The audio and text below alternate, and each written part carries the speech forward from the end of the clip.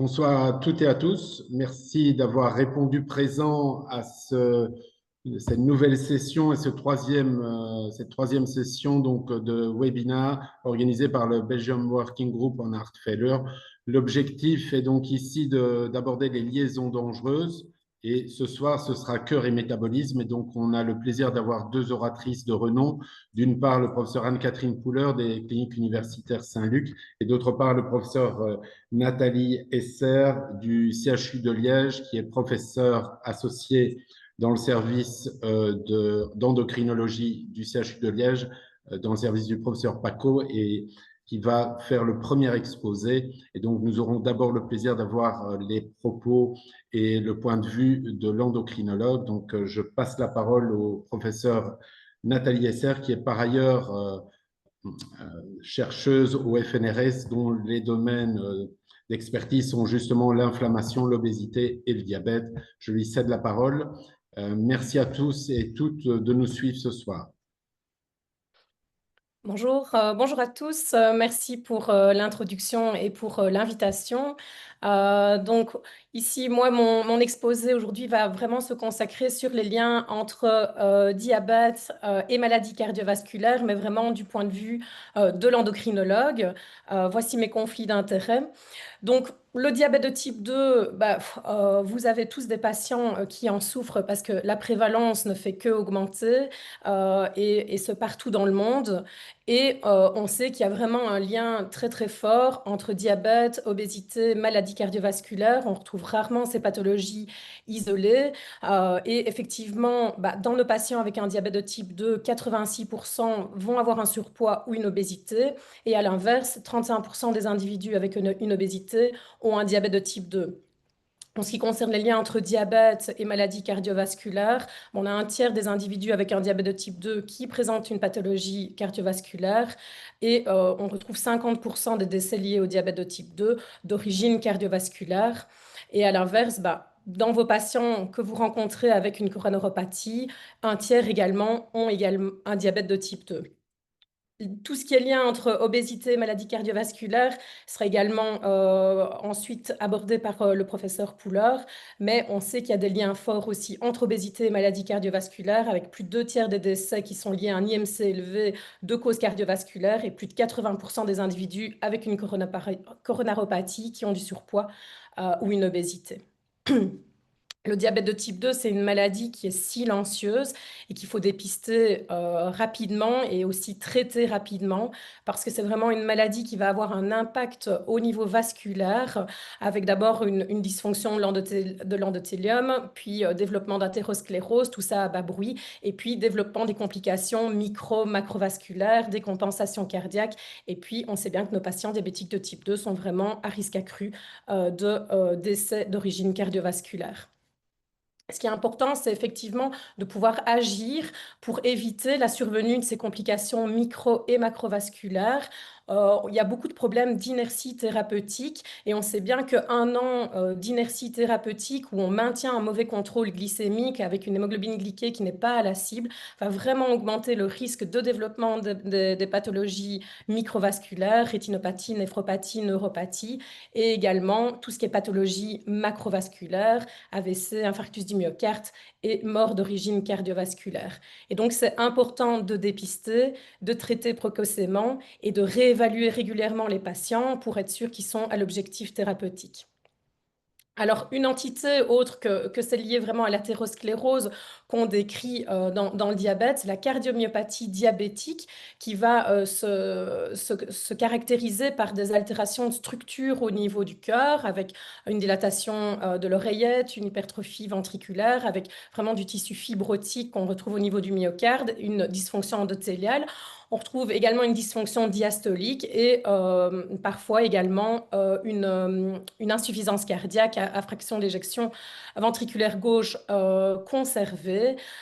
Et clairement, dans le développement et la physiopathologie de cette cardiomyopathie diabétique, Évidemment, l'hyperglycémie va avoir un rôle, mais il y a toute une série d'autres facteurs de risque qui contribuent également au développement de cette cardiomyopathie, tels que l'hypercholestérolémie, l'inflammation chronique de bas grade, les dysfonctions endothéliales associées au diabète, le stress du RE, et puis des remodelages et fibroses au niveau de la matrice extracellulaire. Cette insuffisance cardiaque, elle doit être recherchée, elle est conséquente. Et en fait, quand on regarde dans cette vaste étude de cohorte multinationale sur 772 000 patients qui n'avaient pas encore développé diabétique de type 2 et qui n'avaient pas encore développé de maladies cardiovasculaires et rénales, on constate que l'insuffisance cardiaque, c'est vraiment la deuxième manifestation qui va survenir en premier chez le patient diabétique de type 2. Et c'est également important de se rendre compte que le fait de présenter à la fois un diabète avec une insuffisance cardiaque, qu'elle soit à fraction d'éjection réduite ou conservée, va augmenter le risque de décès et donc un pronostic plus sombre chez ces patients qui ont un diabète de type 2 associé à cette insuffisance cardiaque par rapport aux patients qui ont une insuffisance cardiaque mais qui n'ont pas de diabète de type 2 associé. Alors, dans notre arsenal thérapeutique pour nos patients diabétiques de type 2, on va avoir maintenant toute une série de médicaments qui, en plus des mesures hygiéno-diététiques, évidemment, régime alimentaire, activité physique, vont aller cibler les organes, parce qu'on sait bien que vraiment, il y a toute une multitude d'organes qui participent à la physiopathologie du diabète de type 2, avec tous des effets un petit peu différents. Et donc, évidemment, on s'adapte un petit peu au cas par cas en fonction du patient, mais récemment, on a quand même eu des recommandations plus spécifiques sur certains médicaments et c'est vraiment là-dessus que je veux m'attarder aujourd'hui parce que certains médicaments ont montré une protection cardiovasculaire. Donc voilà un petit peu la chronologie de développement des médicaments et de tests dans le cadre du diabète de type 2.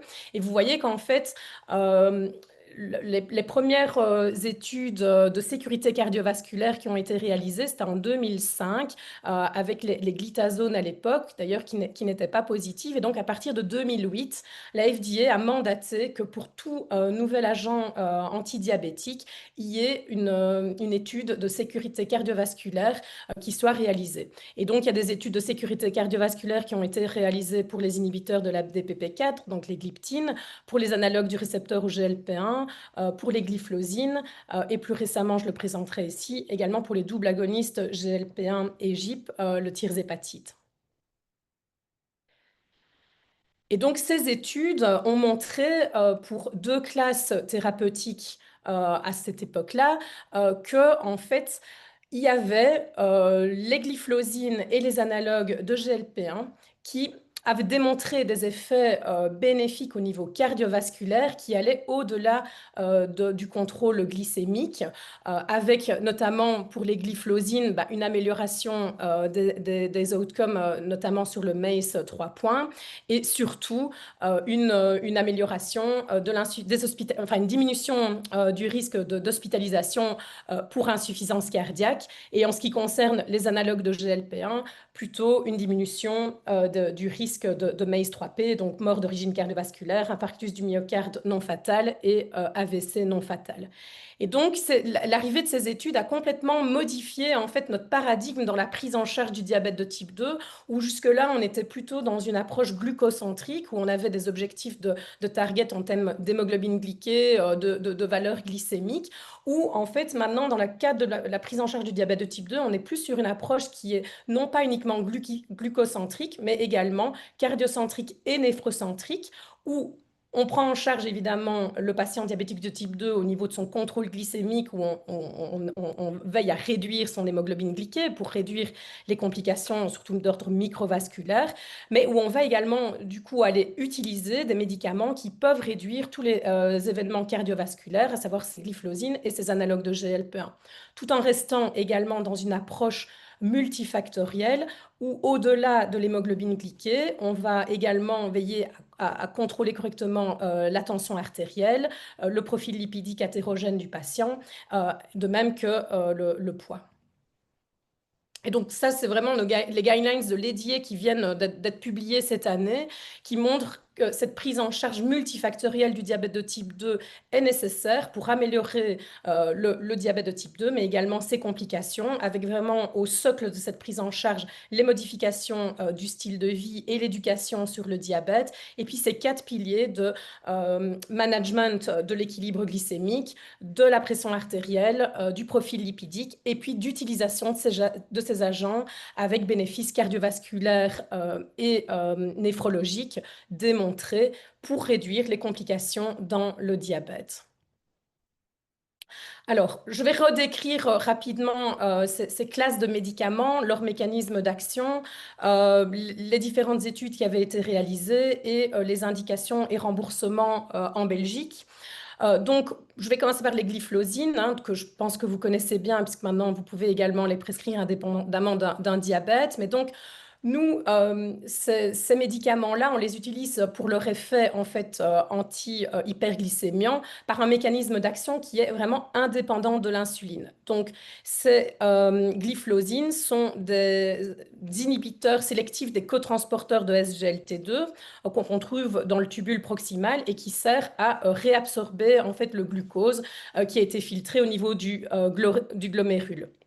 Et donc, en réduisant cette absorption de glucose, on va induire une glycosurie et donc induire une perte de glucose qui s'accompagnera d'une perte d'eau, de sodium et également d'acide urique.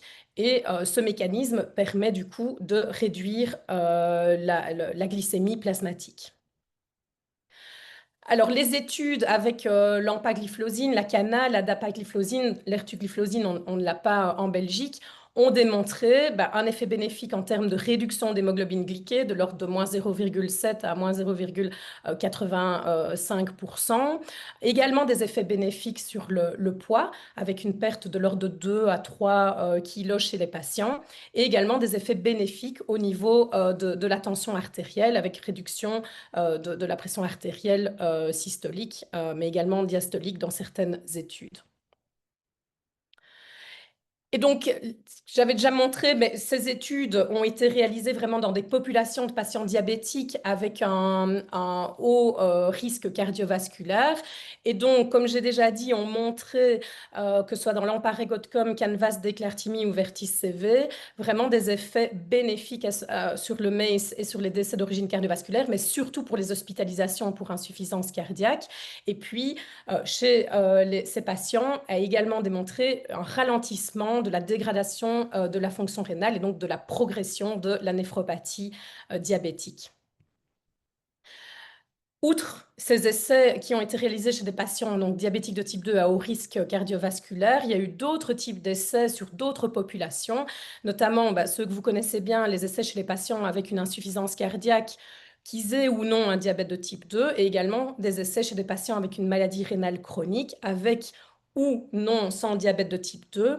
Et en raison de résultats positifs dans ces deux autres indications, les indications et les remboursements en Belgique ont été élargis au-delà d'uniquement le diabète de type 2. Mais donc pour l'empagliflozine dans l'insuffisance rénale chronique, avec prescription par les demandes de remboursement par un néphrologue, mais également peut être fait par un interniste, ou insuffisance cardiaque, que ce soit à fraction d'éjection conservée ou réduite.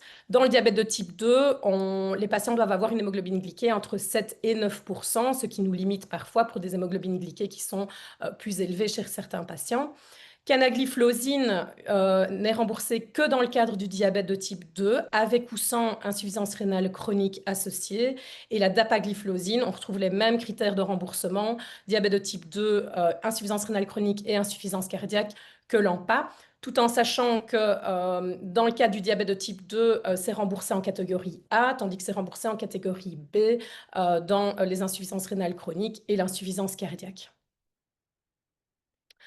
Alors, il y a des effets, en fait, des glyphlosines qui ont été proposés et qui pourraient expliquer des effets bénéfiques au niveau cardiovasculaire de ces molécules et qui vont au-delà du coup du contrôle métabolique. Et donc, certains effets endocriniens avec des améliorations de la fonction des cellules bêta, diminution de la résistance à l'insuline, modification de certains, enfin, de modification du système sympathique, mais également d'autres effets, notamment au niveau hémodynamique, au niveau des facteurs classiques de risque cardiovasculaire et des effets directement au niveau du myocarde, avec diminution du stress oxydant, de l'inflammation, etc., qui pourrait effectivement expliquer pourquoi cette classe thérapeutique initialement utilisée pour ses effets glycosuriques a également démontré des effets bénéfiques au niveau cardiovasculaire. Alors, l'autre classe de médicaments qui a également démontré des bénéfices au niveau cardiovasculaire, ce sont les analogues du récepteur au GLP-1. Donc, le GLP-1, qu'est-ce que c'est? C'est une incrétine qui est produite par les cellules de l'iléon en réponse à un repas et qui, en fait, a des effets multiples dans la physiologie humaine. Elle a été initialement développée et ces traitements ont été indiqués dans le diabète de type 2 pour les effets du GLP-1 sur la sécrétion d'insuline glucose dépendante, avec un effet indirect également au niveau du foie qui diminue la gluconéogenèse. Et puis des effets bénéfiques au niveau de l'équilibre glycémique également pour le ralentissement de la vidange gastrique qui permet du coup de ralentir également l'absorption des glucides. Et puis cette classe de médicaments est actuellement indiquée également dans le traitement de l'obésité pour ses effets au niveau de l'hypothalamus sur les centres de régulation de l'appétit et de la satiété, avec une augmentation de la satiété. Et comme on retrouve également des récepteurs au niveau du cœur, il y a eu également des études qui ont été faites et qui ont montré qu'il y avait une amélioration de la protection au niveau cardiaque et de la fonction cardiaque. Je reviendrai dessus après. Il y a plusieurs classes différents types d'agonistes de GLP-1 qui sont disponibles, qui varient en termes de structure moléculaire et de taille. Les vieux médicaments qu'on n'utilise plus maintenant avaient été développés à base d'hexendine 4, qui est en fait qui a été extrait de la salive d'un lézard, en fait, qu'on retrouve en Arizona et dans le Nouveau-Mexique, le Gila Monster, et qui a une structure qui est assez similaire au GLP-1 humain. Et donc, c'est comme ça que ces molécules-là et ces médicaments-là ont été développés. Maintenant, nous, on utilise beaucoup plus les analogues du récepteur au GLP-1 humain, à savoir le dulaglutide, le sémaglutide, qui se font en injection sous-cutanée une fois par semaine. Donc, c'est Trulicity et Ozempic dans le diabète. Ou en injection sous-cutanée une fois par jour, liraglutide. Donc, c'est le Victoza, ou le sémaglutide qui est également disponible sous forme orale, le Rybelsus. Donc, quelle que soit la forme d'injection, pour ces traitements-là, il faut titrer les doses parce que pour les effets de ralentissement de la vidange gastrique et les effets également au niveau de la satiété, il faut vraiment augmenter progressivement pour limiter les effets secondaires de type nausée, vomissement, pesanteur digestive et également d'autres effets de type modification du transit comme diarrhée ou constipation. Alors, il y a des précautions et on en entend beaucoup parler. Bon, on ne les utilise pas chez des patients qui ont une insuffisance rénale terminale, quoique, il faut être attentif, mais on a quelques patients qui sont quand même traités. Voilà, les effets secondaires, enfin, on disait également de ne pas trop l'utiliser ou en tout cas de faire attention dans le diabète de type 1. En tout cas, c'est pas remboursé dans le diabète de type 1, mais on commence à le prescrire de plus en plus chez des patients. Ce qui est surtout craint, c'est qu'avec une réduction des apports alimentaires et de jeûne, et puis des vomissements, des effets secondaires et des risques d'acidocétose diabétique chez ces patients-là, contre-indiqué en cas d'insuffisance cardiaque de classe 4, faire attention aux effets secondaires. Alors, on parle beaucoup de pancréatite chez ces patients. Donc, il faut savoir que tous les patients qui avaient une pancréatite ont été exclus des essais cliniques. Il y a quelques cas qui ont été rapportés, mais on n'a pas vraiment de cause à effet. Et donc, en tout cas, si le patient développe une pancréatite sous analogue de GLP-1 qui n'est pas d'origine biliaire, il faut stopper le traitement, mais les cas restent rares. Et maintenant, avec toutes les données et tous les patients sous analogue de GLP-1, il semblerait quand même qu'il n'y ait quand même pas une grande incidence de pancréatite. Cancer du pancréas, finalement, ça semble également, via les méta-analyses, ne pas être confirmé. Alors, on ne les donne pas chez des patients qui ont des antécédents de cancer de la thyroïde de type médulaire. Pourquoi? Parce qu'il y avait des données chez la souris qui avaient montré peut-être une augmentation de ces cancers-là, mais il n'y a rien qui a été redémontré chez l'homme, mais ça fait quand même partie des contre-indications. Et puis quand on les met, il faut faire attention. Ça ne donnera pas d'hypoglycémie, mais si on les prescrit en parallèle avec des médicaments qui donnent des hypoglycémies, sulfonylurée ou insuline, il y a un risque d'apparition d'hypoglycémie chez le patient et donc il faut réduire ou stopper le traitement en fonction de la valeur de l'hémoglobine glyquée du patient. Et puis il y a des rétinopathies diabétiques qui ont été décrites. qui ne sont pas liées à proprement parler par un effet direct du médicament, mais plutôt comme on peut voir avec une insulinothérapie. Si on rééquilibre trop rapidement le diabète et l'équilibre glycémique, on peut aggraver une rétinopathie sous-jacente existante. Alors, les avantages des agonistes de GLP-1 par rapport aux glyphosine, en tout cas dans la prise en charge du diabète de type 2, si on les compare directement en termes d'hémoglobine glyquée et en termes de perte pondérale, on va avoir des effets plus marqués avec les analogues de GLP-1, comme vous pouvez voir ici dans l'étude Sustain 8, où ils ont comparé le sémaglutide 1 mg à la cana 300 mg. À côté de ça, il y a également des effets positifs en termes de contrôle de la pression artérielle et du bilan lipidique. Et donc, en termes de protection cardiovasculaire, donc il y a des études de CVET qui ont été réalisées, dont celle-ci qui avait été réalisée avec le SEMA et qui a montré que le sémaglutide par rapport au placebo chez des patients diabétiques de type 2 à haut risque cardiovasculaire réduisait, donc le primary outcome, c'était les MACE 3 points, et donc réduisait ce MACE de façon significative. Il y avait significativement pas d'infériorité, mais il y avait également une supériorité. Si on reprend les 8 études qui ont été réalisées avec les différents agonistes du récepteur au GLP-1 dans le cadre d'études CVET, on se rend compte qu'avec cette méta-analyse, chez ces patients diabétiques de type 2 à haut risque cardiovasculaire ou avec une maladie cardiovasculaire avérée, il y a une diminution de 14% des MACE, à nouveau 3 points. Et dans les secondary endpoints, il y a une diminution de la mortalité cardiovasculaire, des infarctus du myocarde, des AVC, des hospitalisations pour insuffisance cardiaque, la mortalité toute cause, avec une protection cardiovasculaire qui va être supérieure et qui va aller au-delà de ce qui est juste lié à la réduction de l'hémoglobine glyquée et l'amélioration donc du contrôle glycémique. Voilà, ça vous remontre un petit peu les études avant 2021 qui avaient été réalisées. Et cette année, on a eu les résultats de 2 nouvelles études. Donc, Sol qui a testé le sémaglutide sous forme orale, le Ribelsus, dont je vais vous montrer les résultats juste après. Et puis, Surpass CVOT, qui n'est pas encore publié et que je vais vous présenter également à la fin de l'exposé, qui a été réalisé avec le tirzépatide, mais dont les résultats ont été présentés récemment au Congrès européen de diabétologie, ici en septembre. Alors, pareil, que ce soit sous forme injectable jusque-là ou alors sous forme orale, donc avec le sémaglutide oral, on observe un bénéfice au niveau cardiovasculaire avec une diminution des MACE 3 points avec le sémaglutide oral versus le placebo, à nouveau chez des patients qui sont à haut risque cardiovasculaire et diabétiques de type 2, évidemment. Les mécanismes qui sont suggérés par rapport à cette protection et ces bénéfices cardiovasculaires, c'est que l'activation du récepteur au GLP-1 va diminuer l'inflammation systémique de bas grade qui est observée dans le diabète de type 2 et également dans l'obésité.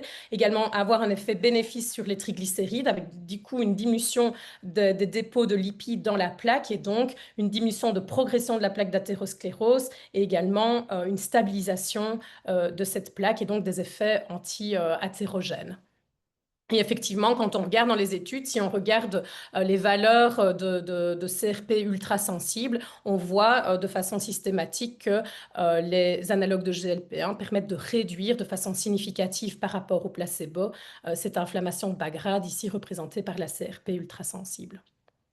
Et puis, outre ça, le GLP-1 semblerait également avoir des effets spécifiques au niveau du cœur, avec augmentation de la fréquence cardiaque, de la contractilité du myocarde, de la capacité de capture du glucose, de l'inflammation au niveau cardiaque, du remodelage et diminution des lésions ischémiques, en plus d'effets au niveau de l'endothélium qui favorisent sa fonction, le flux microvasculaire, et puis les effets que je vous ai déjà décrits de diminution de la pression artérielle, de diminution des plaques d'athérosclérose et également de l'agrégation plaquettaire.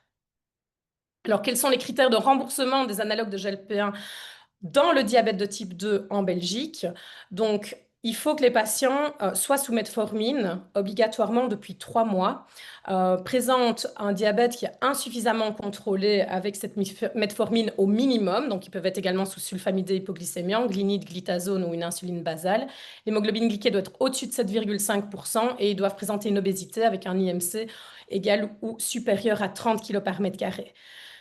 Le remboursement ne va jamais être autorisé dans le cadre d'un diabète de type 2 avec une glyptine ou avec une glyphlosine. Ce qui est dommage parce que finalement, quand on regarde le mécanisme d'action des glyphlosines et des analogues de GLP-1, il est totalement différent. Et donc, on pourrait imaginer que ce soit au niveau du diabète, évidemment, et également au niveau cardiaque, on va avoir un effet bénéfique qui va permettre de se combiner et qui va permettre d'améliorer le pronostic, l'équilibre glycémique et le pronostic cardiovasculaire et rénal de ces patients à haut risque cardiovasculaire. Et effectivement, ça c'est une publication qui a été faite cette année. Vous voyez que ici, si on regarde la survie en fait des patients contrôle en mauve, des patients qui sont sur GLP-1 seul en vert, sous glyphlosine seul en bleu turquoise, on va dire, ou sous combinaison des deux en rouge, vous avez une survie qui semble améliorée par rapport à chaque molécule séparée et donc un effet bénéfique à pouvoir les comparer chez cette population de patients qui avaient un diabète de type 2 et une maladie cardiovasculaire avérée. Ou ici, si on regarde cette analyse également, c'est des patients avec un diabète de type 2 et déjà une atteinte microvasculaire, puisqu'il y a une albuminurie. Vous pouvez voir qu'au niveau, par exemple, des MACE en haut à gauche, le fait de combiner les glyphlosines et les analogues du récepteur OGLP1, il semblerait y avoir un bénéfice plus important au niveau de la diminution, en fait, de l'amélioration et de diminution de risque de MACE par rapport à chaque médicament seul ou de mort cardiovasculaire également. Alors, je pense que vous êtes familier avec vos recommandations au niveau de l'ESC. Je voulais juste les remettre pour dire qu'effectivement, sur base de ces données, qu'est-ce que l'ESC recommande? C'est que chez un patient qui a une maladie cardiovasculaire, que vous allez voir en première ligne, il faut rechercher un diabète de type 2. Et chez un patient, nous, qu'on va suivre pour un diabète de type 2, il faut rechercher une maladie cardiovasculaire. S'il y a une maladie cardiovasculaire plutôt de type athéroscléreuse, il faut réduire le risque cardiovasculaire en utilisant un analogue de récepteur GLP-1 et ou un inhibiteur de SGLT2, donc une glyphlosine. Et si on a un diabète de type 2 avec une insuffisance cardiaque, privilégier plutôt les glyphlosines. Et c'est ce que nos recommandations nous disent aussi.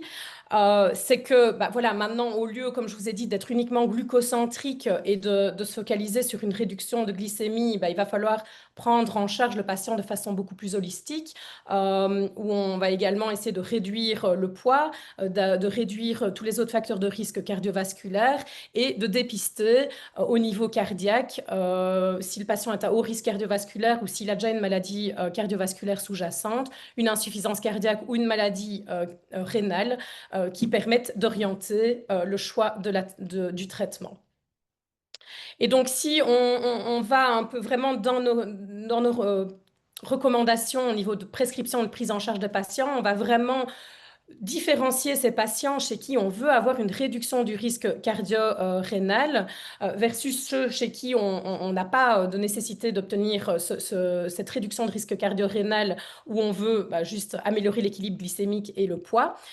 Donc, si on est chez un patient chez qui on veut réduire le risque cardio-rénal, s'il y a une maladie cardiovasculaire avérée ou un patient à très haut risque cardiovasculaire, on va prescrire soit un analogue de récepteur GLP-1 qui a prouvé un bénéfice cardiovasculaire ou une glyphlosine avec un bénéfice cardiovasculaire.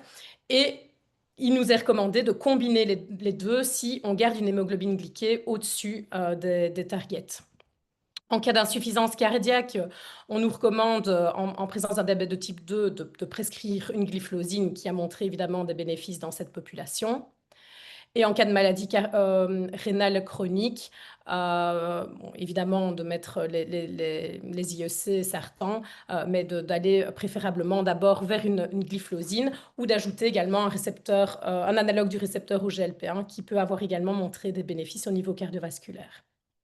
Là, je ne vais pas m'attarder dessus, mais donc si on n'a pas du tout un patient avec ce profil cardiovasculaire et rénal, on va nous se baser sur des approches pour améliorer l'équilibre glycémique sur base des preuves qui ont été données dans la littérature de l'efficacité des traitements. Ou si on veut aller manager plus le poids, on va également se baser sur les molécules qui ont prouvé leur efficacité de façon supérieure aux autres dans le management du poids.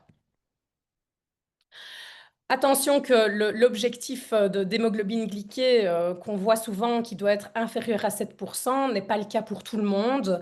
On va être plus laxiste dans certaines conditions, chez les patients plus âgés, chez les patients avec beaucoup de comorbidités. Et donc, il ne faut pas chez tout le monde appliquer une hémoglobine glyquée en dessous de 7% et être trop intensif non plus dans le traitement. Alors, qu'en est-il des doubles agonistes GLP-1/GIP, donc le tirzépatide, qui est disponible en Belgique depuis 1 an et remboursé dans le diabète de type 2 depuis le mois de juillet. Donc, le tirzépatide, c'est une molécule qui sait agir à la fois sur le récepteur du GLP-1, donc il va avoir les mêmes effets qu'un analogue du récepteur au GLP-1, mais qui agit également en plus sur les récepteurs du GIP, qui est une autre incrétine produite par les cellules intestinales en réponse à un repas, et qui va également aller au niveau cérébral et diminuer l'appétit, au niveau du pancréas, améliorer la production d'insuline de façon glucose dépendante. Et donc, en combinant ces deux effets, on va avoir une efficacité qui va être plus importante qu'un analogue de récepteur GLP-1 en termes de contrôle de l'hémoglobine glyquée. Ici, vous voyez qu'avec la dose maximale de 15 mg, on a une diminution de moins 2,3% versus moins 1,8% avec le SEMA, et également un meilleur effet au niveau de la perte pondérale de moins 11,2 kg versus moins 5,7 pour le SEMA. Pardon. Donc, ce tirzépatide, il est remboursé depuis le 1er juillet en Belgique selon les mêmes critères de remboursement que les analogues de récepteurs au GLP-1. Donc, un contrôle glycémique insuffisant, c'est-à-dire une hémoglobine glyquée au-dessus de 7,5 après un traitement de moins 3 mois avec au moins un antidiabétique, dont la metformine. Une obésité, donc un IMC supérieur ou égal à 30 kg par mètre carré. On ne peut pas le combiner avec une gliptine, une glyphlosine ou un analogue du récepteur au GLP-1. Et donc, le tirzépatide, il a aussi des effets au-delà du contrôle glycémique, puisqu'il diminue le poids, il améliore le profil lipidique, il diminue l'inflammation, il diminue la pression artérielle. Et donc, évidemment, on s'est posé la question d'est-ce qu'il pourrait également avoir un bénéfice au niveau cardiovasculaire. Et donc, ont été présentés à l'EASD ici au mois de septembre les résultats de l'étude Surpass CVOT, mais qui ne sont pas encore publiés, qui ont testé donc le tirzépatide versus le dulaglutide chez des patients diabétiques de type 2 avec une maladie cardiovasculaire établie et qui n'étaient pas suffisamment bien contrôlés au niveau de leur diabète. Donc, évidemment, comme attendu, le tirzépatide a eu un effet supérieur au dulaglutide en termes de réduction de l'hémoglobine glyquée et également de diminution du poids. Et en termes du primary endpoint, qui était donc les MACE 3 points aussi, le tirzépatide a démontré de façon significative une non-infériorité au dulaglutide, mais était juste à la limite, il n'a pas démontré de façon significative une supériorité au niveau de réduction de ce MACE 3P. Donc, ils n'ont pas pu faire les analyses statistiques pour les secondary endpoints. Je vous les montre quand même ici parce que ça a l'air quand même d'être favorable. Chacun il mettra son interprétation, mais il n'y a pas eu de statistiques réalisées au niveau notamment des causes, des morts de toute cause. Et il semblerait également qu'il y ait un effet bénéfique au niveau rénal. Mais comme je vous dis, les stats n'ont pas été réalisés et l'article n'est pas encore publié non plus. Donc le GIP, il semblerait aussi lui-même avoir des effets spécifiques au niveau du cœur, au niveau de diminution de l'hypertrophie cardiaque et également des effets bénéfiques au niveau des vaisseaux en diminuant le développement de la plaque d'athérosclérose et le remodelage artériel. Alors, malgré toutes ces recommandations, malheureusement, la plupart des patients diabétiques de type 2 avec une maladie cardiovasculaire établie ne sont pas traités par des médicaments antidiabétiques avec un effet cardioprotecteur. Vous voyez ici les deux dernières colonnes. en bleu, ce sont les patients qui ont une maladie cardiovasculaire établie. En vert, ceux qui n'ont pas de maladie cardiovasculaire établie. Vous voyez que la proportion des patients avec un diabète de type 2 reste similaire, quelle que soit la présence ou non de cette maladie cardiovasculaire. Ce sont des données de 2021, donc je pense que les choses ont changé depuis. Mais malgré tout, il y a encore beaucoup de travail à faire pour pouvoir vraiment communiquer et implémenter ça. Ce qui nous limite évidemment dans la prescription, c'est que nous, en tant que diabétologues, on ne peut pas combiner les deux. Les patients ne sont pas remboursés, n'ont pas le remboursement des deux molécules, donc on doit toujours choisir l'un ou l'autre. Mais l'avantage est que les glyphlosines ayant un remboursement dans l'indication cardiaque et rénale, on peut pouvoir combiner les deux en travaillant en collaboration avec un néphrologue ou un cardiologue si le patient a une maladie rénale chronique ou une insuffisance cardiaque démontrée.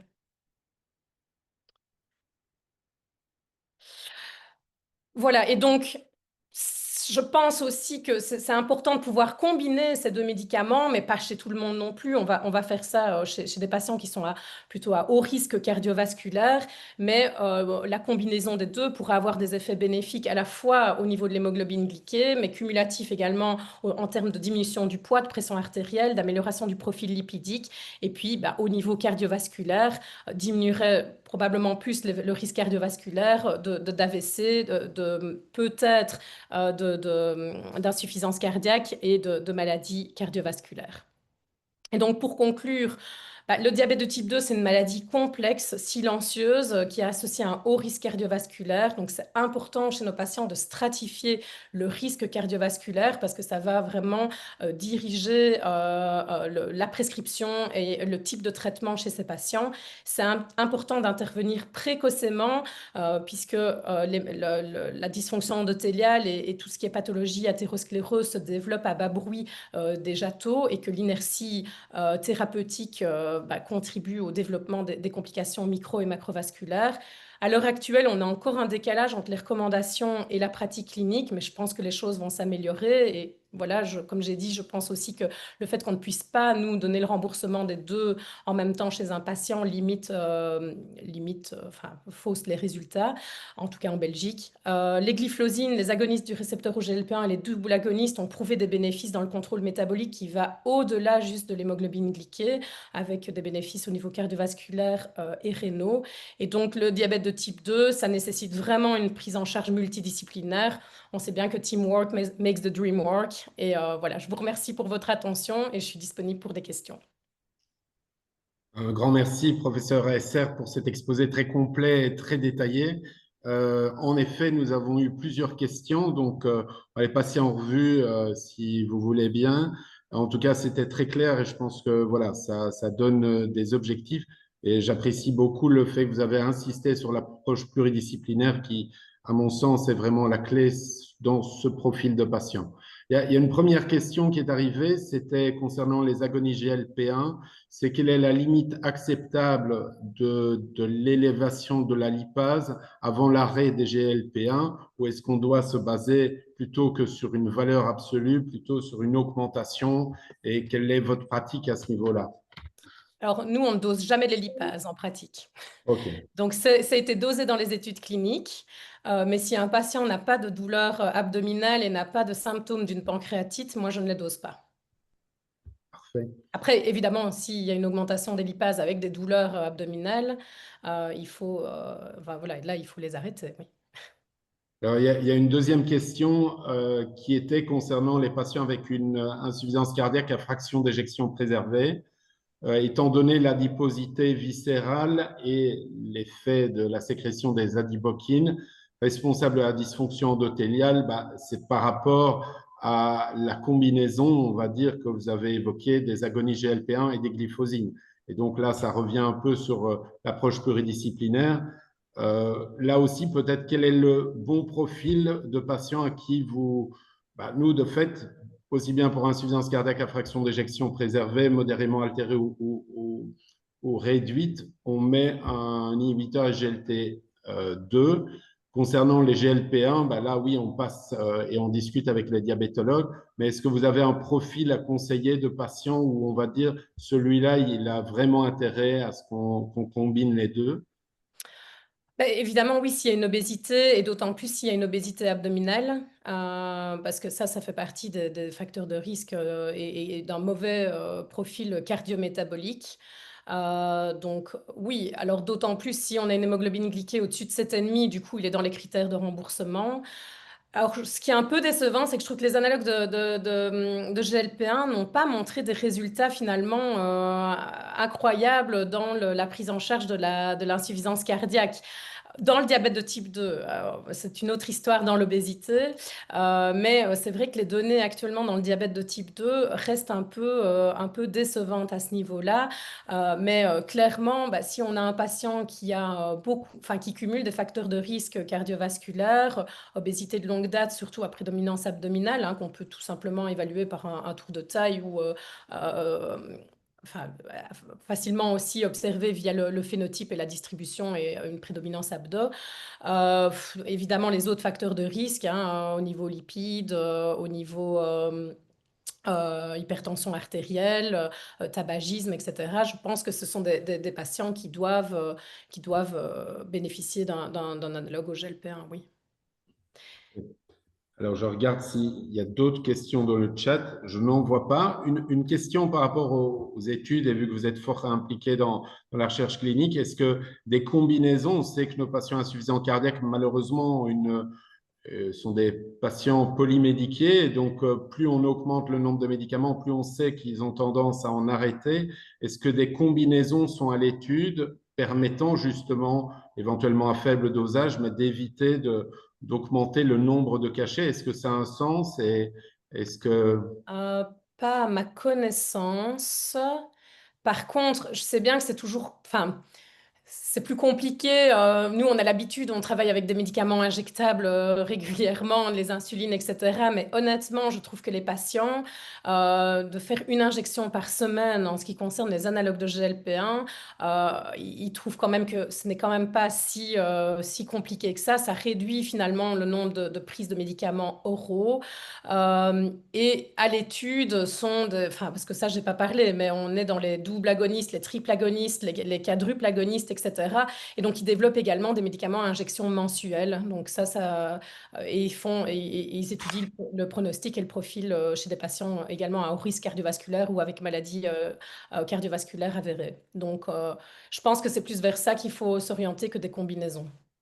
Et alors, dernière question, et puis on gardera d'autres questions pour la fin de ce webinaire. Au niveau des effets secondaires, et si un patient nous dit, alors nous, on en a dans nos patients insuffisants cardiaques, on a vraiment intérêt à mettre les quatre fantastiques, ben, que le patient ne tolère pas un des inhibiteurs SGLT2, est-ce qu'il y a un intérêt à shifter sur l'autre, à savoir si c'était l'AMPA de passer à la DAPA et inversement, est-ce que ça a un sens ou ça ne changera rien?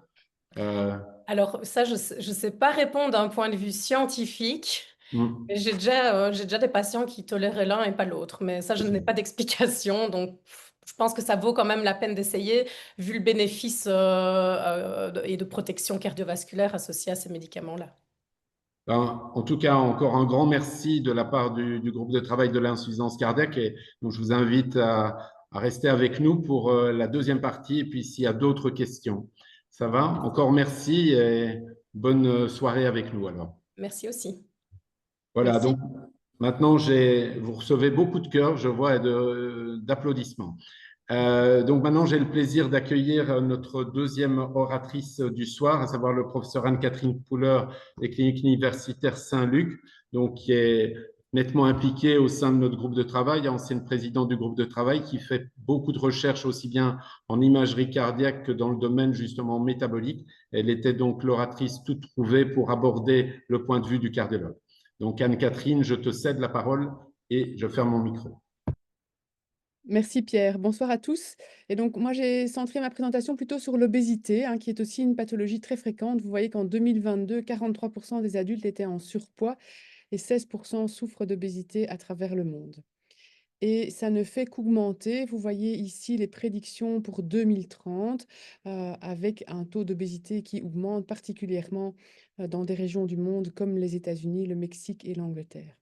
Alors, l'obésité, vous savez qu'on peut la définir sur base de l'indice de masse corporelle, mais vous venez d'entendre dans la présentation précédente que c'était peut-être pas le seul indice qu'il fallait utiliser. On parle aussi effectivement d'autres mesures, comme le rapport, par exemple, tour de taille, hauteur, et ça aura son importance, vous verrez par la suite. Alors l'obésité, elle est associée aux maladies cardiovasculaires, mais vous voyez qu'elle est associée en particulier à l'insuffisance cardiaque, qui est la courbe rouge, spécialement dans les BMI élevés aux alentours de 35-40. Vous voyez qu'on a une explosion du nombre de cas d'insuffisance cardiaque. Ici, c'est une méta-analyse qui a inclus plus de 647 000 patients et à travers ces différentes études, on voit que par augmentation de l'indice de masse corporelle de 5 kg par mètre carré, vous avez votre risque relatif d'avoir de l'insuffisance cardiaque qui est multiplié par 1,41. Donc, c'est effectivement colossal. Et alors, ce n'est pas vraiment tous les types d'insuffisance cardiaque, c'est en particulier l'insuffisance cardiaque à fraction d'éjection préservée. Hein, l'obésité est clairement un facteur de risque de développement pour l'insuffisance cardiaque à fraction d'éjection préservée. Vous voyez ici de nouveau dans cette étude publiée dans le JACC une grande cohorte de patients, plus de 51 000, et on voit qu'à partir des indices de masse corporelle au-dessus de 25, la proportion de patients qui va développer de l'insuffisance cardiaque ne fait qu'augmenter dans le groupe à fraction d'éjection préservée et pas tellement à fraction d'éjection réduite.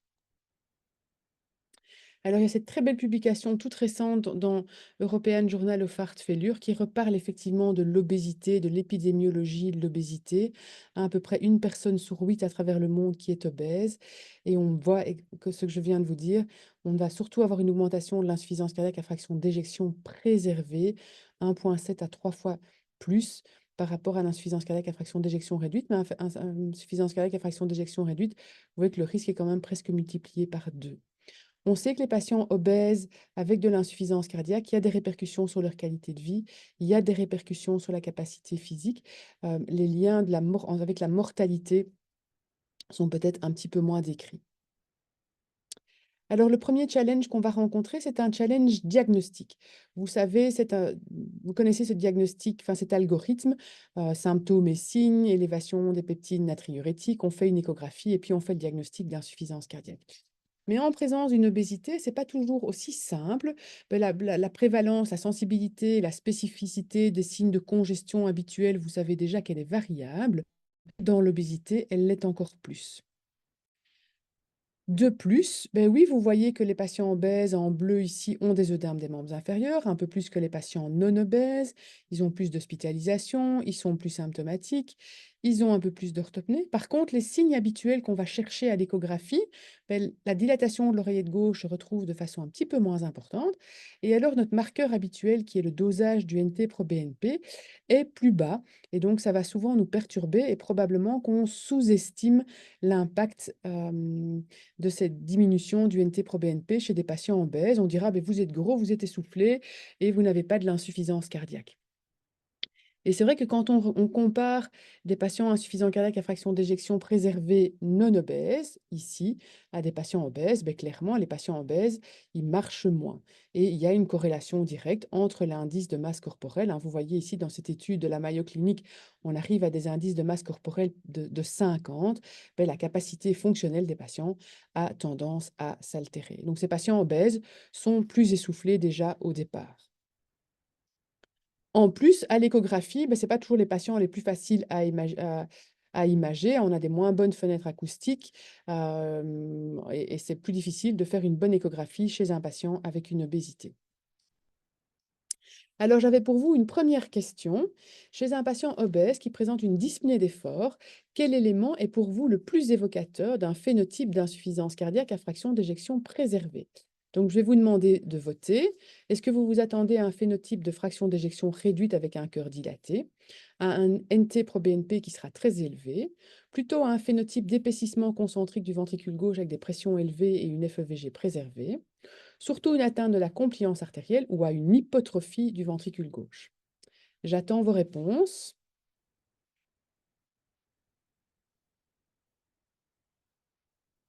Alors, je vais laisser quelques secondes.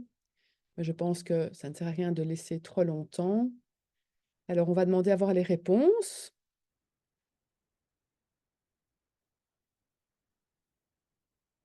Alors là, je vois toujours la question. Je ne vois pas encore les réponses. Can I get the results, please?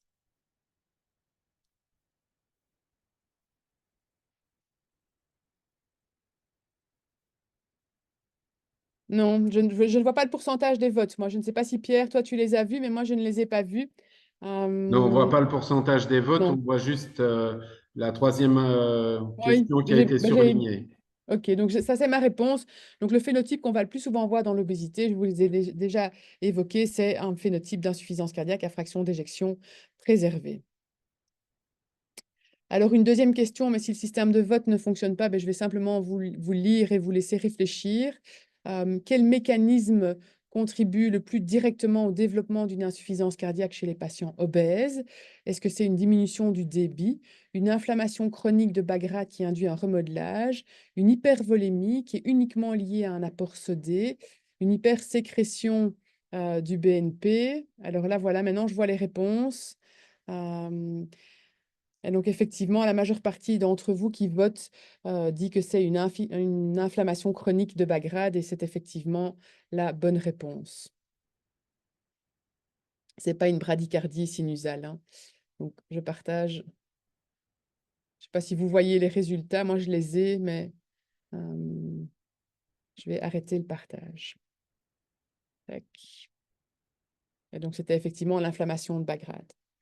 Et donc, vous savez que dans l'insuffisance cardiaque à fraction d'éjection préservée, toutes ces comorbidités, dont l'obésité, vont entraîner une inflammation et une altération de la fonction endothéliale avec toute une série d'interleukines, de cytokines qui sont activées, qui va entraîner secondairement une altération de la fonction des cardiomyocytes et notre phénotype d'insuffisance cardiaque à fraction d'éjection préservée. Et on met ça en opposition avec le phénotype classique de l'insuffisance cardiaque à fraction d'éjection réduite, où là, c'est vraiment une atteinte primitive, directe du cardiomyocyte, comme un infarctus, par exemple, qui va entraîner votre altération de la fonction systolique. Et donc, la physiopathologie de l'obésité, ben, elle est de plus en plus décrite. On va avoir une augmentation du tissu adipeux épicardique qui va entraîner une contrainte péricardique, mais vous verrez juste après que ce n'est pas le seul mécanisme. Il y a une augmentation de la masse graisseuse avec des répercussions au niveau du volume et du débit cardiaque et du retour veineux. Et puis, il y a bien sûr tout ce qui est l'intolérance glucidique, l'augmentation de la leptine, l'activation du système rénine-angiotensine et du système nerveux sympathique, l'activation inflammatoire et la stéatose myocardique qui va entraîner l'hypertrophie concentrique. Et tout ça va nous amener à notre tableau d'insuffisance cardiaque avec de la congestion et des répercussions fonctionnelles. Et donc, résumé simplement, l'obésité va effectivement favoriser la rétention de sodium, va entraîner une inflammation systémique, toute une série d'altérations au niveau énergétique. Il y a le facteur mécanique au niveau de l'épicarde et du péricarde, avec une espèce de constriction. Et puis, bien sûr, il y a toutes les autres comorbidités qui sont associées.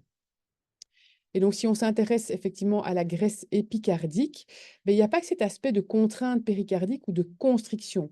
Cette graisse épicardique, elle va avoir un effet inflammatoire avec une sécrétion para- et vasocrine locale. Et vous voyez que cette graisse épicardique, elle peut infiltrer réellement nos cardiomyocytes. Elle va être responsable d'une hypertrophie ventriculaire gauche, de la dysfonction diastolique et d'une augmentation des pressions de remplissage. Mais il n'y a clairement pas que l'effet de contrainte péricardique, il y a cet aspect hypoxie-inflammation qui est clairement impliqué et de l'hypotoxicité. Alors, on en revient à l'impact de nos traitements, hein. Vous posiez la question tantôt, quoi choisir chez nos patients obèses avec de l'insuffisance cardiaque à fraction d'éjection préservée? Eh bien, effectivement, il y a à la fois de la place pour les agonistes GLP-1 et les inhibiteurs des GLT2 qui vont agir sous l'obésité.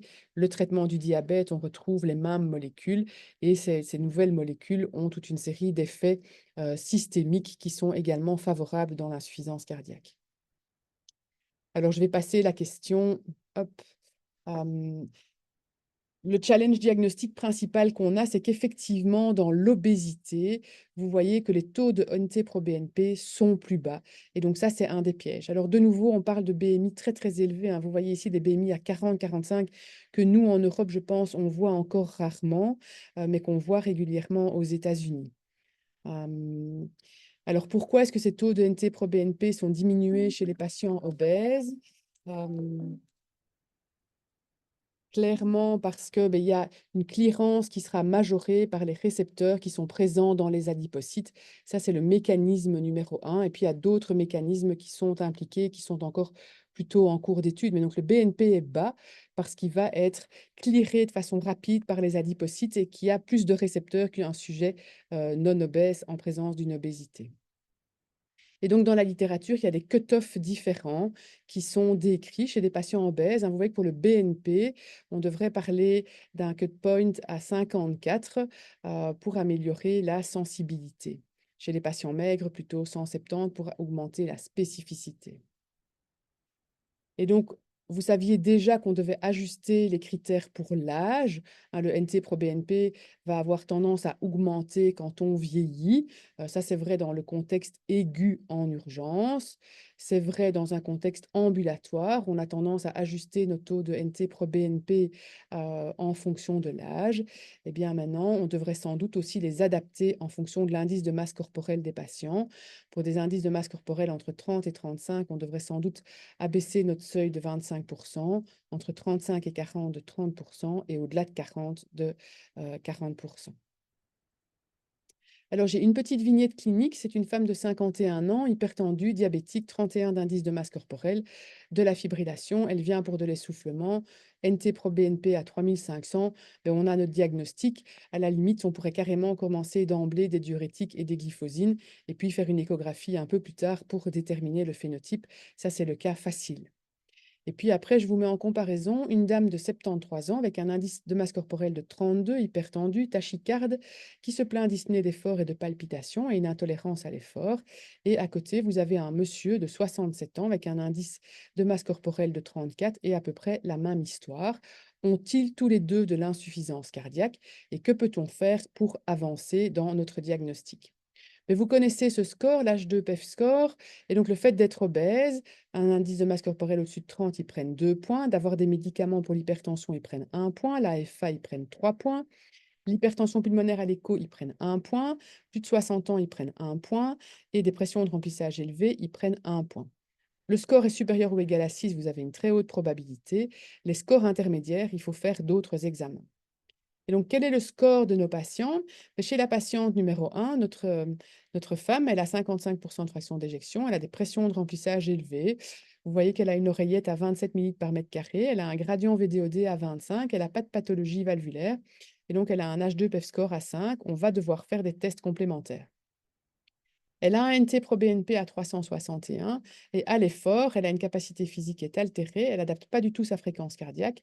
Et si on lui fait une écho d'effort en même temps, elle augmente ses pressions à l'effort, elle développe une hypertension pulmonaire, elle a sa fonction diastolique qui s'altère encore et son NT-proBNP était élevé, je vous l'ai dit. Et donc cette patiente, elle a très probablement de l'insuffisance cardiaque à fraction d'éjection préservée, même si son écho de repos, on est un petit peu dans la zone grise. Notre monsieur, par contre, vous voyez qu'il a c'est pas sa fraction d'éjection, ça c'est la taille de l'oreillette gauche. Il a un E plus petit que A et un E sur E' à 8. Il aura une très bonne capacité physique. Il adapte sa fréquence à l'effort. Les pressions de remplissage à l'échographie d'effort n'augmentent pas. Il n'a pas d'hypertension pulmonaire. Il a un NT-proBNP à 60. Et donc, il n'a probablement pas d'insuffisance cardiaque. Et il avait un H2PEF score à 4. Et donc, clairement, je pense que chez nos patients, il ne faut pas forcément s'arrêter à un BNP, à une écho de repos. Il ne faut pas hésiter à faire des ergospirométries, à faire des échos d'effort pour avancer dans notre diagnostic. Alors, un petit mot du paradoxe de l'obésité. Vous savez que les patients cachectiques dans l'insuffisance cardiaque, c'est de très mauvais pronostics. C'est l'insuffisance cardiaque terminale. Le plus protecteur, c'est une obésité légère avec un BMI entre 28 et 32. Ces patients-là ont moins d'événements. Ça, c'est vrai pour la mortalité. Par contre, on ne va pas retrouver ça pour les hospitalisations. En fait, dans la méta-analyse ici, vous voyez qu'en fait, c'est en faveur de BMI élevé pour la mortalité toute cause, mais pour les hospitalisations, c'est plutôt en faveur d'un BMI normal. Et donc ici, la même chose, ça vous illustre que plus l'obésité s'aggrave et le taux d'hospitalisation va augmenter aussi bien chez les hommes que chez les femmes et dans l'insuffisance cardiaque à fraction d'éjection réduite et préservée. Alors ça, c'est juste un petit mot pour dire que probablement que ces obésités paradoxes ne sont pas uniquement liées. L'obésité, le BMI n'est probablement pas le meilleur indice. Et donc, c'est pour ça qu'on ne doit pas hésiter à mesurer d'autres indices, comme le rapport entre le tour de taille et la hauteur, parce que ça, on ne va pas avoir ce paradoxe qu'on observe pour la mortalité dans les études publiées plus récemment. Et donc, c'est quelque chose de simple qu'on devrait tous mesurer en consultation. Alors, le challenge, ben, c'est le traitement. Hop. Traitement, la première chose qu'on va tous proposer, effectivement, c'est une activité physique et des modifications alimentaires. Il n'y a pas beaucoup d'études, hein, moins de 10 études qui portent sur l'alimentation et ou l'activité physique. Je vous ai mis en évidence celle-ci, publiée en 2016. C'est une centaine de patients avec l'insuffisance cardiaque à fraction d'éjection préservée. Regardez le BMI, hein, c'est monstrueux, c'est 39 de BMI. Il y avait 4 bras, soit régime seul, soit exercice seul, soit régime et exercice combiné ou rien du tout. C'était 20 semaines de follow-up. Et alors, on voit que la combinaison des deux va améliorer en fait la qualité de vie des patients et va leur faire perdre un petit peu de poids. Mais c'est le régime fait perdre à peu près 7 kilos et l'exercice à peu près 3 kilos. Donc, ce ne sont pas des bénéfices colossaux, mais leur qualité de vie est meilleure. Il y a bien sûr l'étude ECHEF-ACTION. Hein, là, c'est 2300 patients avec l'insuffisance cardiaque à fraction d'éjection réduite chez des patients qui étaient obèses. Et là, vous voyez qu'en fait, on n'avait pas de réduction significative de la mortalité ou des hospitalisations à travers les différentes catégories de poids d'un programme d'exercice supervisé. Ça, c'est pour vous dire, c'est ce que je viens de vous illustrer, hein. Le mieux, c'est une prise en charge combinée, c'est le régime et l'exercice physique. Et ça doit être sur du long cours parce que si les patients arrêtent, l'obésité, c'est effectivement une maladie chronique. Ils vont reprendre le poids rapidement. Une petite place pour la chirurgie bariatrique. Il y a quelques études, hein, qui montrent que c'est globalement utile chez nos patients qui souffrent d'insuffisance cardiaque. Ici, c'est 524 patients. Et dans les 12 mois après la chirurgie bariatrique, ici, il n'y avait pas de réduction significative des hospitalisations. Mais dans l'étude suivante, avec 3600 patients, eh bien, on avait une réduction de la mortalité et des hospitalisations de durée plus courte. Et ici, une mortalité hospitalière après une hospitalisation pour insuffisance cardiaque qui était moins importante que dans le groupe sans chirurgie bariatrique. Et donc, c'est peut-être quelque chose à laquelle nous, on ne pense pas assez souvent à proposer à nos patients qui souffrent d'insuffisance cardiaque. Quelques données avec quelques particularités dans certains types de chirurgie qui peuvent augmenter la mortalité hospitalière chez des patients qui souffrent d'insuffisance cardiaque à fraction d'éjection réduite. Ce que nous, on fait si on va faire des chirurgies bariatriques chez des patients en risque, en général, on les prendra 24 heures en surveillance aux soins intensifs. Alors, pour terminer, un petit mot des traitements médicamenteux. Mais donc, vous avez déjà entendu parler du mode d'action de ces molécules, hein, le sémaglutide, qui est un agoniste des récepteurs GLP-1, et le tirzépatide, qui est une combinaison GIP et agoniste des GLP-1. Alors, on va dire un mot de l'étude STEP-HF, et puis on dira aussi un petit mot de l'étude SUMMIT. Et donc, avec le sémaglutide, il y a eu tout un programme qui a compris différentes analyses. Et grosso modo, ce qu'on peut en retenir, c'est qu'il y a une perte de poids de 10 à 15%, mais, un an après l'arrêt du traitement, à peu près 2 tiers des participants reprenaient du poids. Et donc, clairement, soit vous êtes parti pour des traitements au long cours, ou comme on vous l'a dit tout à l'heure, une prise en charge multidisciplinaire va absolument être nécessaire pour éviter que ces patients ne reprennent du poids. Alors, ce qui a été fait aussi comme étude après, c'est STEP-HPEF. Donc là, c'est du sémaglutide une fois par semaine chez des patients qui ont de l'insuffisance cardiaque à fraction d'éjection préservée. De nouveau, des BMI au-dessus de 30, des fractions d'éjection au-dessus de 45%. Et ce qu'ils ont, ça c'est le protocole de l'étude. Je voulais vous montrer quand même, en comparaison avec des études comme Deliver, Empereur et Paragon, mais vous voyez que le BMI, ici, il est de 37. Hein, dans Deliver, pour rappel, on était à des BMI de l'ordre de 29. Dans Empereur, même chose, et Paragon, 30. Ils ont des NT-proBNP qui sont beaucoup plus bas, et ils ont grosso modo une moins bonne qualité de vie, des plus petites distances parcourues de 6 minutes par rapport aux patients qu'on voit d'habitude non obèses.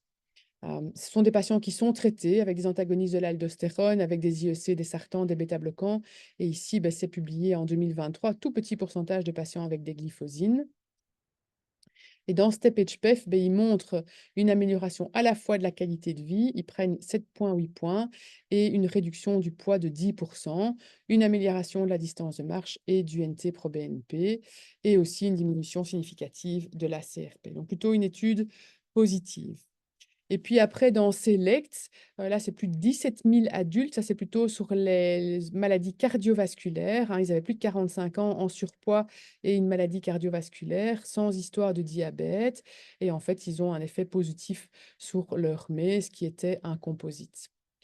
Alors, avec le tirzépatide, ben, on vous en a parlé tout à l'heure, donc ça, je ne vais pas le remontrer. C'est une combinaison de 2 médicaments. Et donc, il y a eu des programmes dans l'obésité. Nous, on va juste dire un petit mot sur l'étude dans l'insuffisance cardiaque chez des patients obèses, qui est l'étude SUMMIT, donc c'est du tirzépatide contre le groupe placebo. Vous voyez de nouveau critères d'inclusion, un indice de masse corporelle au-dessus de 30, une fraction d'éjection préservée, une hospitalisation pour insuffisance cardiaque dans les 12 mois et une distance de marche parcourue en 6 minutes qui est réduite. C'était un endpoint composite hiérarchique avec la mortalité, les hospitalisations pour insuffisance cardiaque, la distance de marche et la qualité de vie. Et en fait, vous allez voir que c'est positif. Et donc ça, c'est les caractéristiques de base, hein. Vous voyez de nouveau des BMI qui sont de l'ordre de 38, des fractions d'éjection qui sont bien préservées, des taux de NT-proBNP qui sont bas, un 196 de NT-proBNP. Et donc, le groupe de patients qui a bénéficié du tirzépatide par rapport au groupe placebo avait moins d'événements, avec un risque relatif réduit de presque 38% par rapport au groupe placebo. N'oubliez pas, ce sont des zooms sur les courbes, hein. Regardez ici, on va de 0 à 20. Et donc, c'est une diminution du risque relatif de 40%. Mais vous voyez que votre risque relatif, là, il est à 20%. Et là, on est aux alentours de 10-12%, hein. Quand vous voyez les courbes non zoomées, la différence est quand même un petit peu moins flagrante. Mais c'est sûr d'emploi, il y a quand même une amélioration de la qualité de vie et une réduction d'un endpoint combiné. Alors, il y a une étude aussi qui vient d'être publiée dans le New England ici en 2025, qui a comparé le sémaglutide versus le tirzépatide pour le traitement de l'obésité. C'est 750 patients. Et en fait, ben, la combinaison, la molécule qui combine les deux, le tirzépatide, fait mieux sur la perte de poids, par exemple, sur la diminution de la circonférence. On peut s'y attendre, effectivement, vous combinez deux molécules. Et donc, en résumé, les patients avec de l'insuffisance cardiaque et de l'obésité, on a tout intérêt à leur faire perdre du poids. On va améliorer leur capacité fonctionnelle, leur qualité de vie et leur hémodynamique. Les agonistes des récepteurs GLP-1 sont safe et sont effectifs pour la perte de poids chez nos patients. Il y a sans doute encore d'autres études qui sont nécessaires. Et donc, en conclusion, l'obésité est fortement associée au risque d'insuffisance cardiaque, en particulier l'insuffisance cardiaque à fraction d'éjection préservée, indépendamment des autres facteurs de risque cardiovasculaire. Quand l'insuffisance cardiaque est confirmée, on sait que c'est des patients qui seront plus souvent hospitalisés, qui ont une charge symptomatique plus importante et une moins bonne qualité de vie. Et les essais en cours sur la perte de poids permettront de déterminer le rôle de la perte de poids dans la gestion des résultats et de la prise en charge, puisque nous, on n'a pas accès au remboursement de ces molécules pour nos patients qui sont, je vais dire, obèses et insuffisants cardiaques. Je vous remercie pour votre attention. Grand merci, Anne-Catherine, pour cet exposé très complet et très détaillé. On a quelques questions dans le chat. Avant que je n'oublie, moi j'en avais deux pour toi. Par rapport aux études que tu as mentionnées, est-ce que justement dans ces études, l'approche pluridisciplinaire avec un programme d'exercice était d'emblée implémentée auprès de ces patients ou c'était laissé à la discrétion de chaque centre? C'est souvent laissé à la discrétion. Alors, il faut savoir que les patients qui sont dans les études, en général, même quand ils sont dans le groupe placebo, il y a quand même toujours un petit bénéfice, puisque dans des études cliniques, ils ont quand même un suivi plus régulier que dans la vie réelle. Mais comme toi, je suis convaincue qu'une prise en charge multidisciplinaire est indispensable. Je pense que nous, comme cardiologues, on peut avoir l'attention attirée par leur diabète, leur obésité, mais moi, je ne me sens pas capable de gérer leur obésité en tant que telle. Il doit avoir une diététicienne, il doit avoir un endocrinologue. Je peux les envoyer en revalidation cardiaque quand ils rentrent dans les critères de remboursement, mais je pense qu'on gagnera à lutter ensemble contre ce fléau, parce que même dans les études cliniques, on arrête les molécules, ils reprennent du poids. Ça veut dire qu'ils n'ont pas changé leur façon de manger.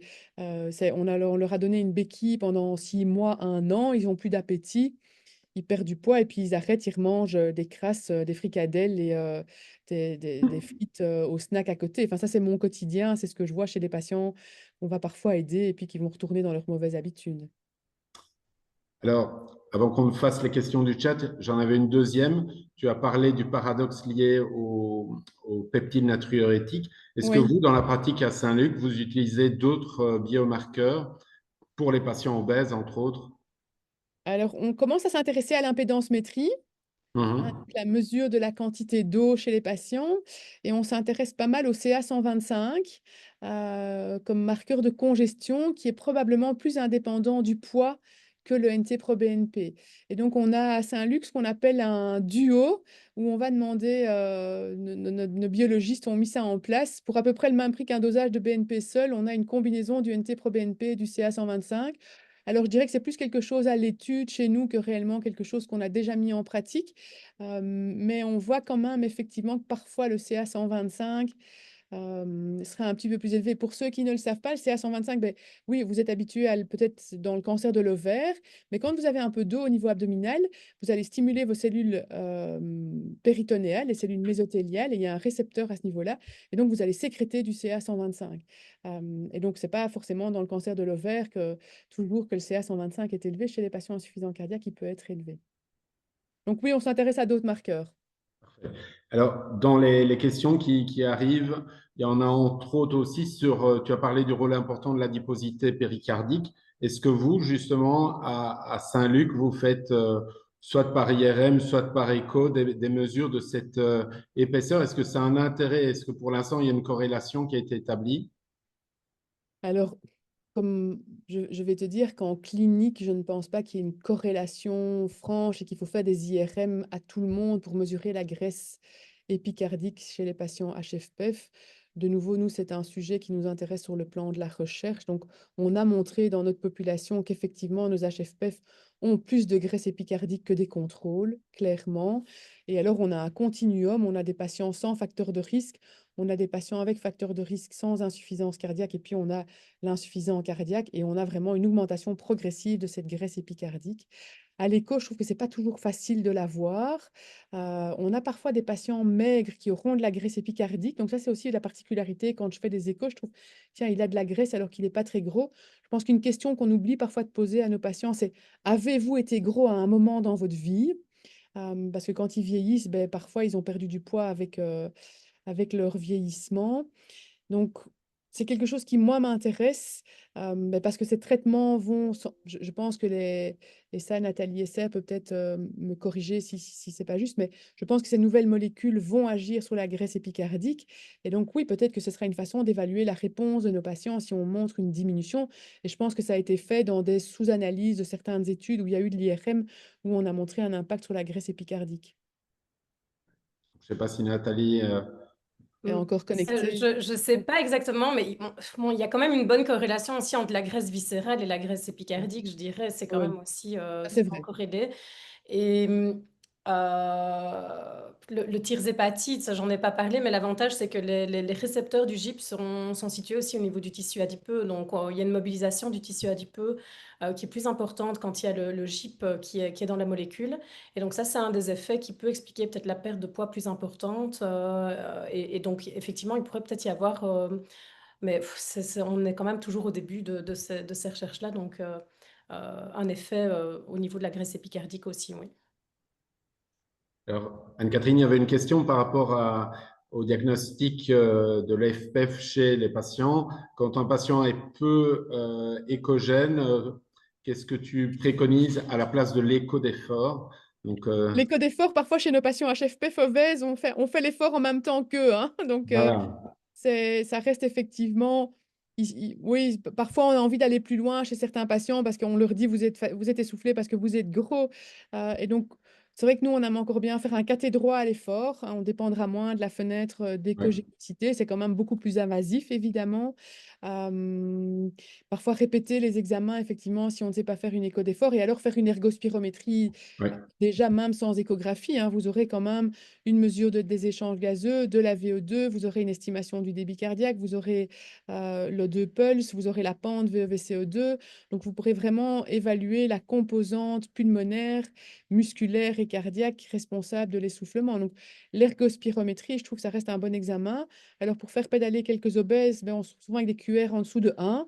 Hein, et les HFPEF, on n'a pas toujours des QR au-dessus de 1 non plus. Donc, il faut rester prudent dans nos interprétations. Mais voilà, oui, écho de repos, écho d'effort quand c'est possible, rester humble par rapport à un dosage de NT-proBNP un peu bas chez quelqu'un de très gros. Alors, ce que je fais aussi, je vous ai parlé de cathé droit à l'effort, mais vous pouvez aussi faire un cathé droit de repos, hein, et aller mesurer une PTDVG et une CAP, ça vous donnera aussi un indice, hein. Ils auront quand même souvent des PTDVG et des CAP qui seront au-dessus de 15. Donc, ça peut être un critère pour le diagnostic d'insuffisance cardiaque à fraction d'éjection préservée. Je voyais qu'il y avait une question sur l'HTAP à l'effort. ouais. Je ne sais pas s'il y a vraiment un cut-off qui est décrit, hein, parce qu'un sujet normal va aussi augmenter ses pressions pulmonaires à l'effort. Je dirais que c'est surtout, il y a des cut-offs pour la pente d'augmentation et quand vous corrigez ces changements de pression pulmonaire par rapport au débit cardiaque. Donc, ça, c'est décrit dans la littérature. Et ce qu'on voit, nous, quand on fait ça, c'est des augmentations très rapides des pressions pulmonaires, un petit peu explosives comme ça. Chez un sujet qui a plutôt une physiologie normale, on va voir une augmentation plutôt progressive. Alors, il y a une question un peu plus générale, c'est l'obésité étant multifactorielle, la prise en charge est pluridisciplinaire, on en a parlé, mais il faut analyser les causes de l'obésité. Donc, de nouveau, ça rejoint l'importance du rôle de l'endocrinologue qui travaille à nos côtés et éventuellement, parce que je voyais qu'on parlait aussi des néphrologues. Et il y a une question sur l'impédensométrie, tu en as parlé. Donc, vous l'utilisez à Saint-Luc, ça. On commence à s'y intéresser parce que ça prend pas beaucoup de temps, c'est facile à faire en consultation. Alors nous, nos néphrologues, parce que je vois dans le commentaire que les néphrologues là-bas n'étaient pas convaincus, mais nous, nos néphrologues, ils sont pas mal convaincus parce qu'ils voient des belles différences pré-post-dialyse. Et donc, il faut savoir que dans l'impédance-métrie, il y a différents types d'appareils, il y a différentes mesures qui peuvent être faites. Et je crois qu'il faut connaître les limites de chacun de ces appareils et savoir ce qu'on veut regarder. Et je crois que c'est sans doute aussi intéressant de faire plusieurs fois le même patient au cours du temps. C'est les limites des valeurs. Ah oui, les néphros sont convaincus, mais pas les cardios. Mais donc voilà, ici, on est en train de travailler à convaincre les cardios qu'il y a peut-être un intérêt chez ces patients. Ou c'est pas facile, hein. Vous avez un patient avec un BMI à 30, sans parler de BMI à 40. Ouais, ils ont quand même parfois un peu les jambes gonflées. Est-ce que c'est de l'insuffisance cardiaque? Ça prend pas vraiment le godet. Aller chercher un reflux hépato-jugulaire. Donc, voilà, c'est pas enfin, c'est pas du tout agressif comme examen. Ça va relativement vite, hein. Vous collez deux petites électrodes. Vous avez un petit appareil que vous branchez. Et puis, vous avez une idée de la quantité d'eau. Euh, voilà, maintenant, pour avoir un doctorant qui travaille là-dessus, effectivement, il y a plein de techniques différentes et je pense que ça peut être utile pour suivre un patient au cours du temps aussi. Alors, il y avait une question sur la dysfonction endothéliale, et moi j'en ai une en parallèle. C'est le rôle de l'inflammation. Est-ce que dans l'inflammation, vous dosez la CRP ultrasensible ou d'autres éléments en pratique, en routine, chez ce type de patient, par exemple, ou pas? Non, pas spécialement. Alors, la dysfonction endothéliale, je dirais que c'est un petit peu la bouteille à encre, hein. Donc, il y a plein Hmm. de causes qui donnent la dysfonction endothéliale.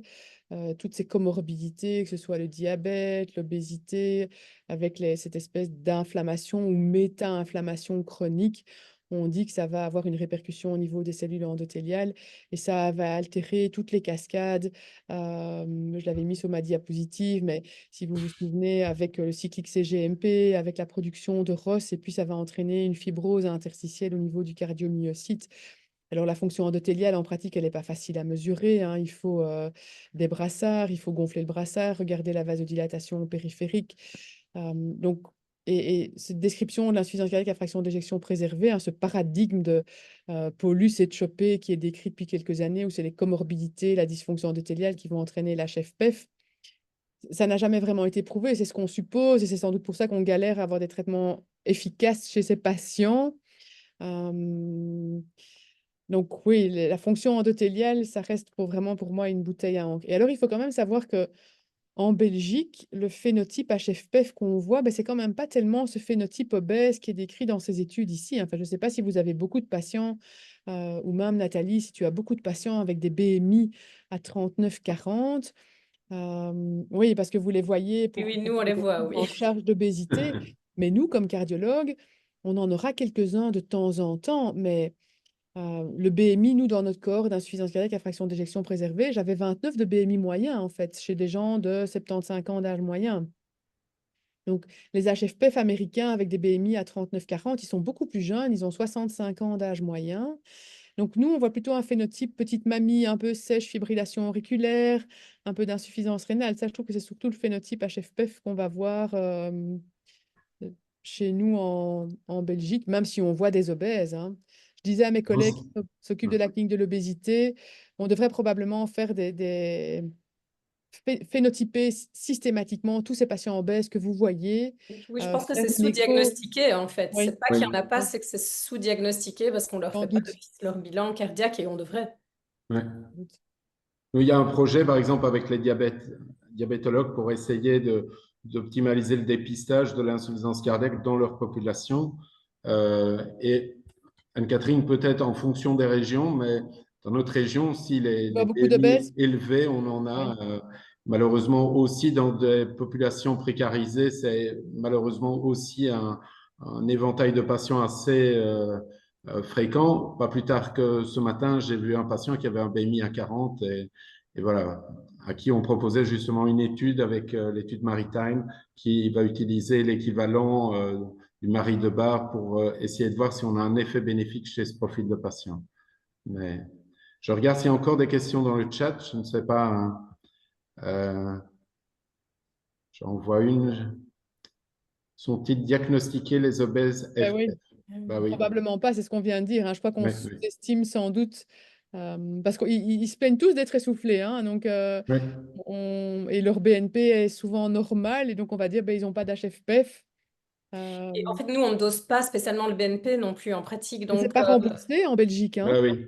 Ça coûte entre 25 et 35 euros, et donc oui, c'est ça que je par dis, contre, on pour devrait. rebondir, nous, on dose quand même la CRP ultrasensible. Donc, enfin, en tout cas, Ok. je ne sais pas si ça se fait partout, mais nos patients diabétiques, on leur fait une fois l'an. Et les patients qui viennent à la clinique de l'obésité, on leur fait aussi une CRP ultrasensible. Ça, ça peut donner des arguments supplémentaires par rapport au profil inflammatoire et au risque cardiométabolique du patient.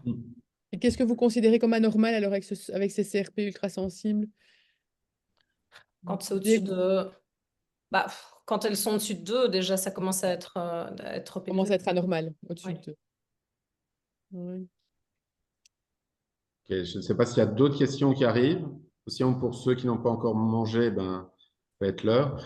Euh, voilà, ben, je ne sais pas si d'autres questions vous viennent comme ça à l'esprit maintenant, ou si on, voici pour l'accréditation, donc le questionnaire à remplir, et sinon ben, pour les personnes qui ont eu la gentillesse de nous suivre ce soir, on vous donne rendez-vous l'année prochaine pour les nouvelles sessions qu'on est en train de finaliser avec des orateurs qu'on essaiera d'avoir également venant de l'étranger pour aborder des sujets autres.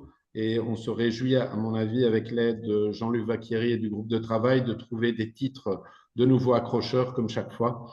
Voilà, merci à toutes et à tous. Encore merci à nos deux oratrices pour la qualité des exposés et toutes les questions que nous avons eues. Et je vous souhaite une bonne soirée et à très bientôt pour ces webinaires. Donc, rendez-vous plus tard, je pense. Anne-Catherine, tu sais peut-être? Non, non, non, ça discute, mais je n'ai pas Voilà. retenu les dates pour le moment. Les sujets sont fixés, je crois, maintenant avec Laurence. Je ne sais pas si Laurence veut mettre quelque chose. Ah voilà, elle met mais dans le chat. Mais, voilà. OK. Eh ben, rendez-vous au printemps et bonne soirée à toutes et à tous. Bonne soirée tout le monde. Au Au revoir, revoir. merci.